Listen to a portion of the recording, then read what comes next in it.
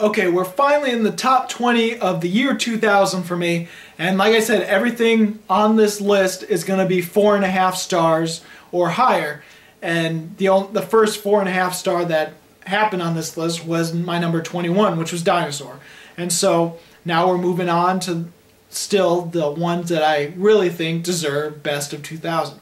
Now my number 20 is U-571, and it is a submarine movie. It's very typical of submarine movies, but even though it's cliched and typical of that genre, they are still almost flawless with how they execute it, and it's just still freaking intense. Obviously there's probably way better submarine movies out there, but I really haven't seen that much, so for me U-571 is nearly perfect. Number 19 is an M. Night Shyamalan film, yes, M. Night Shyamalan film that does have a cult following, but I still feel is still underrated, and that is Unbreakable. Now Unbreakable still is a little slower than I would like it to be, but it still works as a very slow-paced thriller or mystery or suspense, whatever you want to call it. And it is an extremely interesting depiction of superhero movies, because you always expect a superhero movie to be crazy, over-the-top action, but this one is a very human, very grounded story, and Unbreakable is incredible in very many ways. Yet again, Samuel Jackson is in another movie on this list, and he's the villain character, and he's incredible in this movie. Bruce Willis is also really good.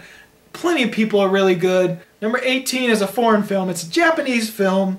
It is definitely B-movie material, but it's done in a really good fashion, and many people claim it to be the movie that Hunger Games ripped off. I think you know what I'm talking about. I'm talking about Battle Royale.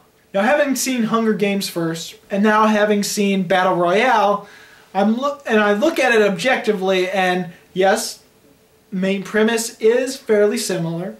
Some of the plot points do have some similarities to it, but the overall style, the whole execution, the characters, the underlining themes are all completely different. It's one of those things where you have the similar premise, but each one has so many things underneath it, so many different things about it, about how the style is, about how the themes are, about how the characters are developed. Everything is so different that they're their own entire movies by far. Battle Royale is a really good fun time in a B-movie action. There's some really cheesy acting, there's some incredible deaths, and overall there is an underlying theme where you feel like it's about high school drama and these high school cliques and their hierarchy, and you get a little bit more of a sense of cliques teaming up, cliques betraying each other. There is some sort of almost a high school drama deep within it, while Hunger Games is more of a society and a class system that is against each other. This one's a little different in that sense. Number 17 is another movie that I really enjoyed when I first watched it, but looking back at it now, I don't like it as much. It's still easily enough to make my number 17 and make it in my top 20, and that is X-Men. Whenever I talked about the X-Men franchise and tried to talk about my favorite X-Men movies, I always said it was a tie. It was a three-way tie for number 1, and that is X-Men First Class, X-Men 2, and now X-Men. But looking back, now I definitely make X-Men a close second, and I'm gonna have X-Men 2 and First Class a tie for first, because X-Men doesn't, it's not one of those films that I enjoy as much. I love how it's grounded. I love how there's a dramatic element to it. I love how there's a very realistic tone. That's what I really loved about it in the first place. But now it is a little slower. It's not as action-packed as I remember. And for me, it's not as, I don't like it as much as I used to. But it's still easily enough to make it in my top 20 and make it a 4.5 star movie for me. Number 16 is probably the most basic sci-fi horror you'll ever get. But there's a really interesting character in it. Really greatly acted by Vin Diesel. It is Pitch Black.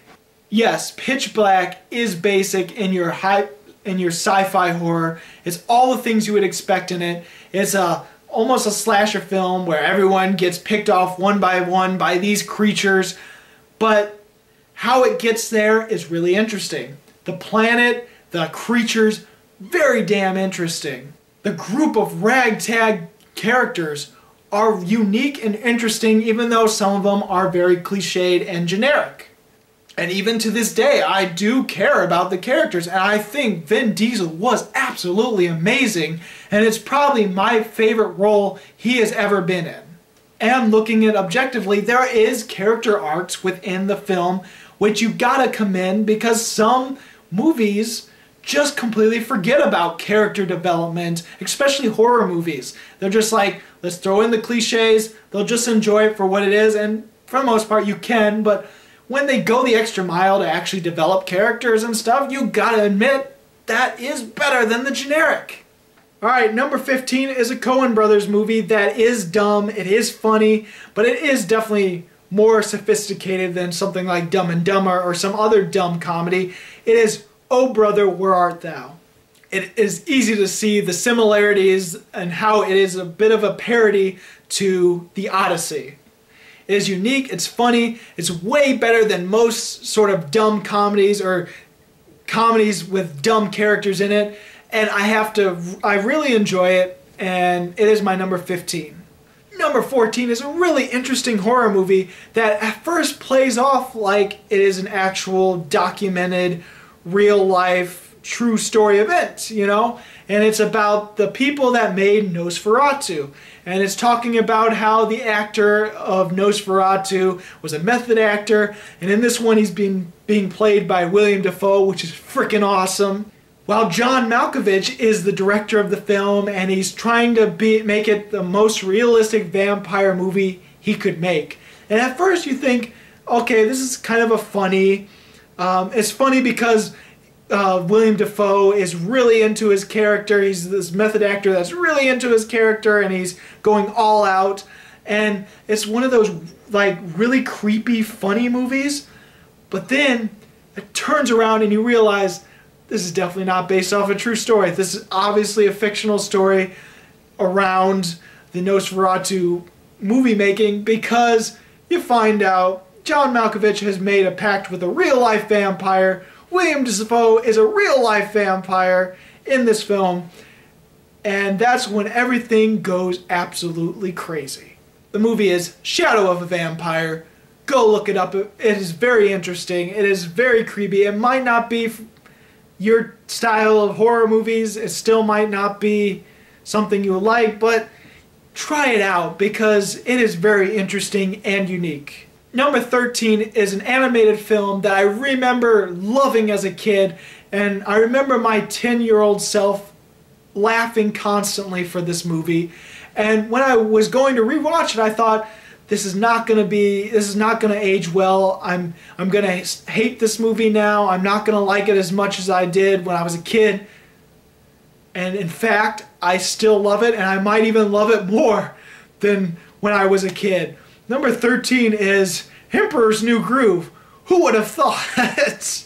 I gotta say, the humor in this is another film that is completely random humor, and another film where random humor still works for me, even though it's after several times seeing it.